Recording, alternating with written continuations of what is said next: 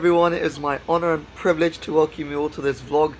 This time we're flying Ryanair for the very first time, and we are heading over to Barcelona, Catalonia in Spain. I hope my brother appreciates my pronunciation. Now, despite the fact I'm 5'8", I am struggling with space on this flight. It is a bit cramped, but nevertheless we landed in a cloudy Barcelona, and what better place to start in this city than to visit the home of Football Club de Barcelona, FC Barcelona, which has an absolutely rich history. They've won 26 La Liga titles, 31 Copa del Reys, 5 Champions League trophies, and was home to Lionel Messi, who won multiple Ballon d'Ors during his time there. Now, this is a club, of course, that recently has gone through a lot of financial difficulty, where they had to sell Lionel Messi to Paris Saint-Germain. But nevertheless, this is a stadium that can host over 100,000 people. It is truly a coliseum in its own right. I wish I was here on a match day. We have made it onto the pitch of the stadium of FC Barcelona. You can see the dugout here. This is where all the players would sit, and honestly it's an absolutely surreal moment because this is the biggest stadium in Europe. It's bigger than Wembley, it's bigger than so many, holds nearly 100,000 people. It's actually insane. Like, we're on the pitch. This is where the players have walked out in history, from the likes of Messi to Ronaldinho, Xavi, Iniesta, all of them. It is absolutely surreal. You're around La Rambla or the Gothic Quarter, make sure to stop by the Plaza Real. It's got beautiful architecture everywhere and was built in 1835 under the guidance of Antoni Gaudí. Now at the La Boqueria market in Barcelona, arguably one of the most famous markets in Barcelona and in Spain. It has a rich history. It was formerly recognized as a market in the 1800s, but historians say that there have been stalls of this sort since the 1500s. There is everything here, from fresh fruits, fruit juice, tapas, bars, restaurants, sweets, gummies, literally everything around here. And it's just a really nice vibe, like, to chill. And honestly, since I've come to Barcelona, I've been coming for fresh smoothies and juice. I've had similar things every day, but I thought I'd try this. It's mango and coconut. It's not a combination I've had, and it's pretty decent. It's not that bad, but definitely not on my top 10. But one thing you cannot put down here is that it is very fresh. You cannot go wrong with it, even if you don't like the taste. Given the lack of halal options in Barcelona, I had to try seafood, and just look at this giant prawn. Just look at it.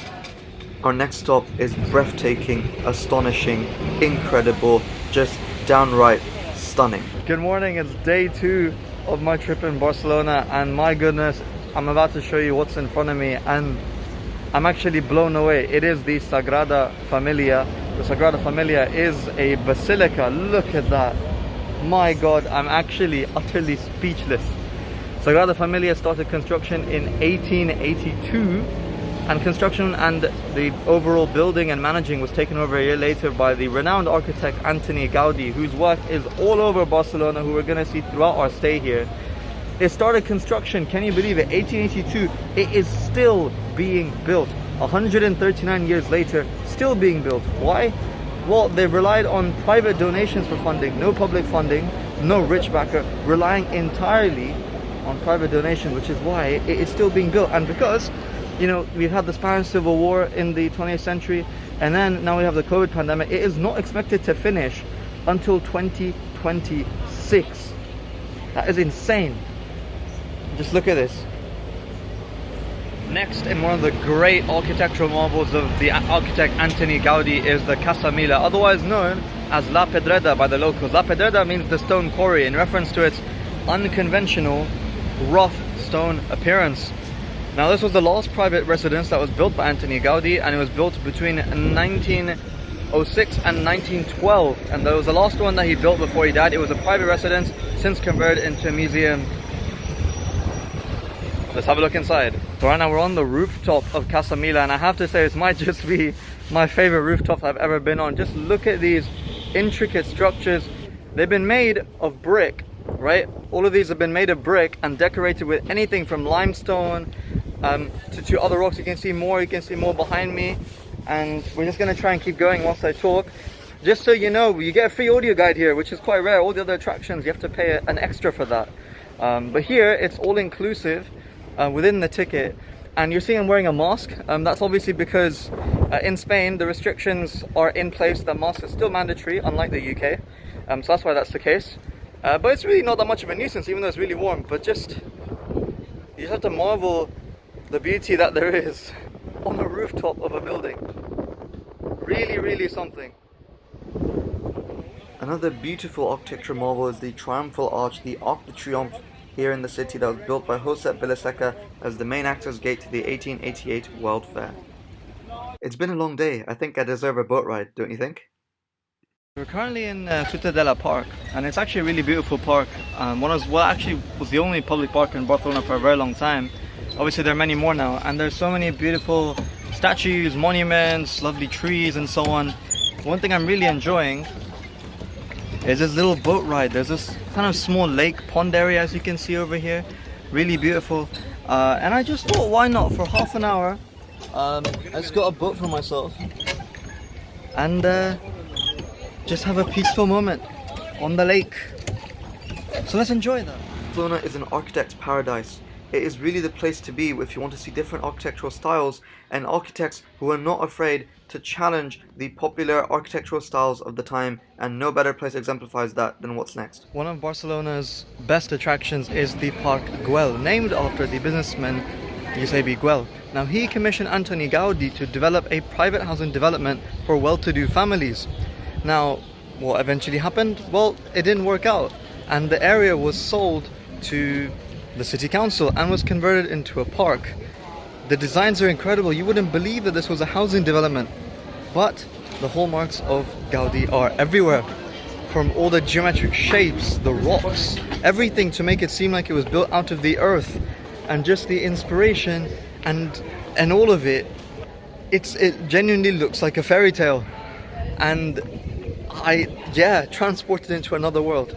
The park also has amazing views over the city of Barcelona, and you're able to see the Sagrada Familia as well in the distance. Now, I do apologize, the correct pronunciation is Park Güell, not Park Guell.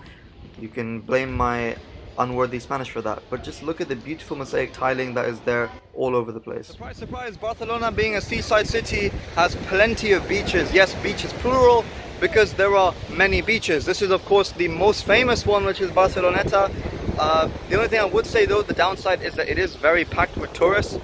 There are many more beaches down the road. Bogatel is, I would say, the one that's said to be less busier amongst the others, and also Playa Marbella as well. What I will say when you come is be aware that although there are certain sections of the beach that are dedicated to those who want to take off all their clothes, don't be so alarmed if you see that somewhere else. Having said that, there are certain beaches which I would say are more family friendly. But otherwise, it's a nice vibe. I spent a good hour or so just laying down and sitting here, taking it in, trying to read a book as well. It's just good once in a while to just log out, I guess, and just take it in.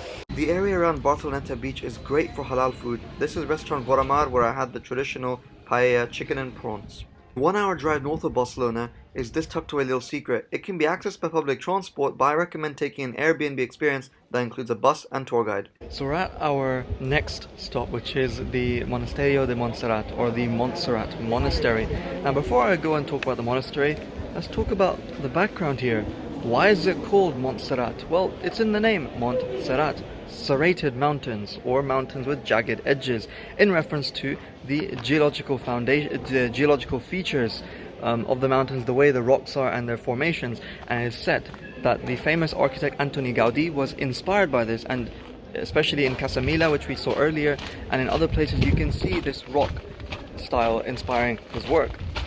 Now, fun fact for those who love geography, Montserrat, a small Caribbean island, is actually named after this place as well. A man who was from here went with Christopher Columbus on his second voyage and named that island Montserrat. But we're here for the main attraction, and that is the Basilica and the monastery, home to Our Lady of Montserrat. Now, Our Lady of Montserrat is, along with San Jordi or Saint George, the patron saint of Catalonia, and so this is a place that holds huge religious significance for those for religious Christian religious Catalonians. Now, the story behind Our Lady of Montserrat is that it's said that the statue or the carving was made by Saint Luke in Jerusalem in 50 AD, and well, the statue was brought to Spain and it was lost for hundreds and hundreds of years until one day a shepherd saw, well, the Christian tradition goes that a shepherd saw light and heard singing and brought a priest, and they found this statue.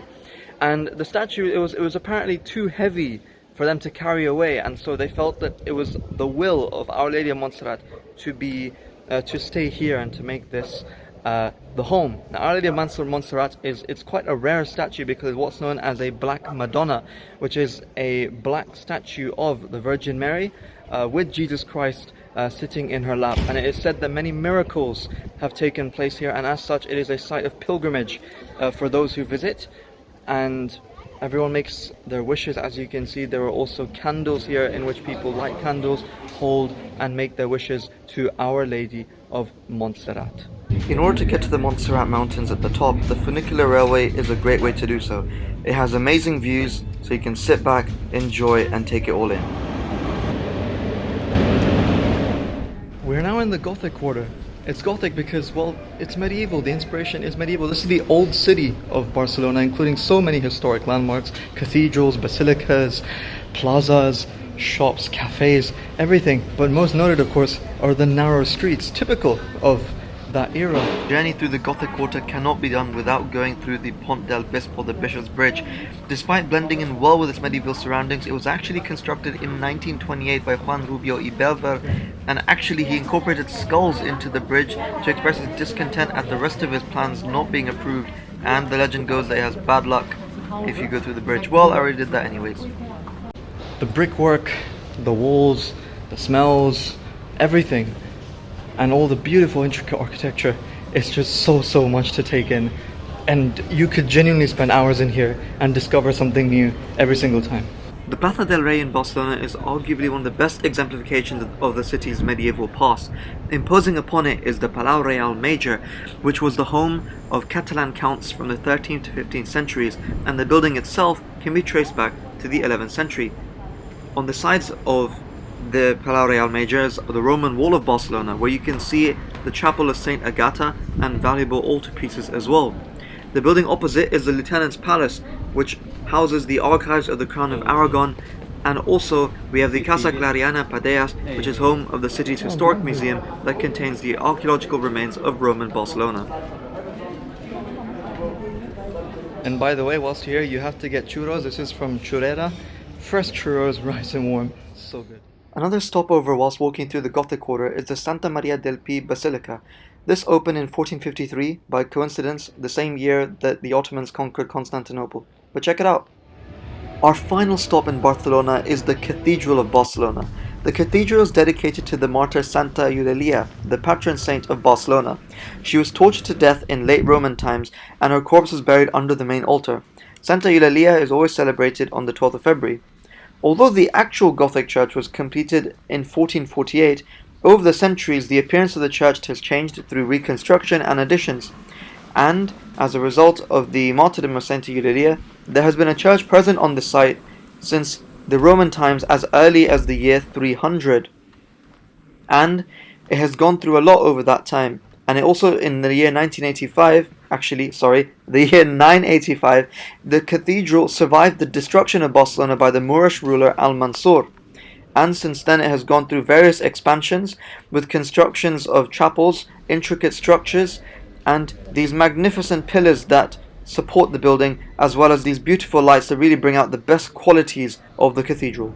So there you have it. That is the city of Barcelona, from the Gothic Quarter and Plaza Real all the way to the majestic Camp Nou, or the Mercat la Boqueria, or even the Sagrada Familia with all of its incredible architectural features, and of course the hallmarks of Antoni Gaudi present everywhere, from the Casa Mia as well as the Arc de Triomphe, which isn't a Gaudi work, but anyways, the Parc Güell, or if you just want some sun, settling down at any of Barcelona's beaches.